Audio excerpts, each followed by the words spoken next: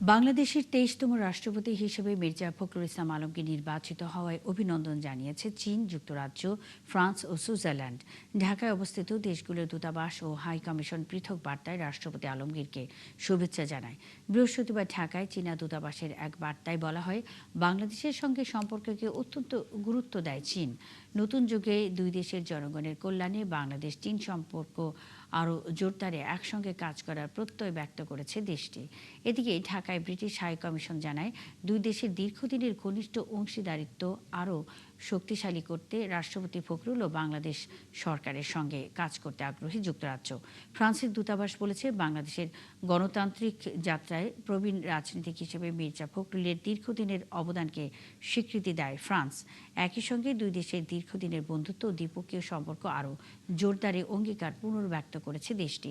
রাষ্ট্রপতি মির্জা ফখরুল ইসলাম আলমগীরকে অভিনন্দন জানিয়েছে সুইজারল্যান্ডও।